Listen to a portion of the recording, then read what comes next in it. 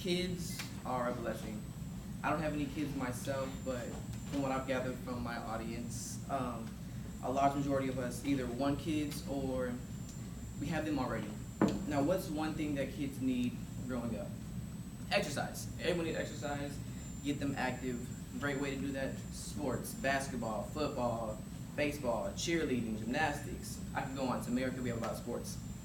Now, ups and downs for sports. Positives: team building. You learn how to lose and how to accept it. You might learn how to get cheated and put your right foot forward. But like everything in life, there is downs.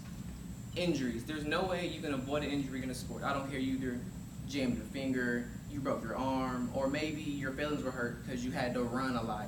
You were upset. You got injured. So one major injury that's been brought to the forefront lately is chronic traumatic encephalopathy. I refer to it as CTE for the rest of the speech. Now, I have a few visuals from Greg Plouts. He passed away at 66 years old. He was University of Texas guard. He donated his body to Dr. Robert A. Stern in 2016. Now, up top, we have two visuals of a normal human brain, and we have his brain once it was suffered from CTE. And I have another visual.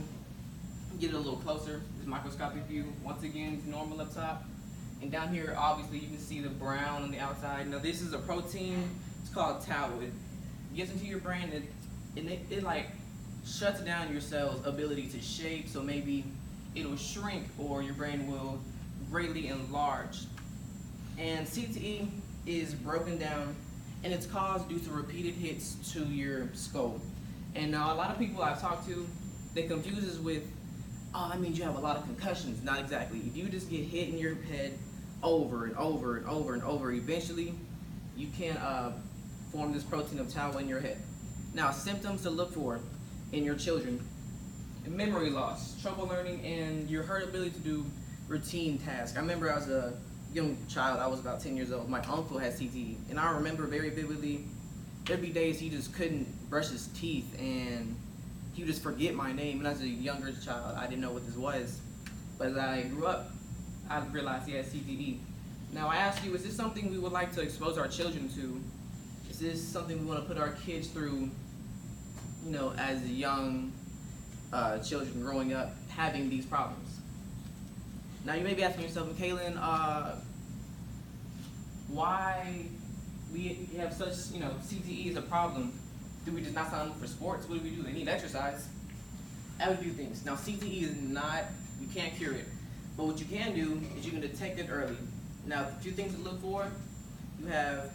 Look for blood, saliva. It's like, it's like, the saliva is just like, it has this brown mucus to it. And then you can go to a professional. Brain scans, get checked out. If they have sudden mood swings, impulsivity, any of these signs at a young age from 12 to like 16 range, go find a professional. Once again, Robert A. Stern, in June 24th, he's a neurologist. They started to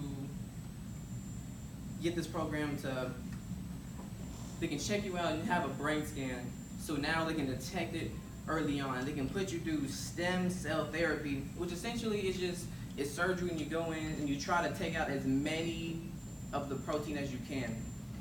Many legends such as Peyton Manning, Tony Dorsett, if you don't know who these legends are, they're essentially just football players who were in the league for a long time, and they got CTE.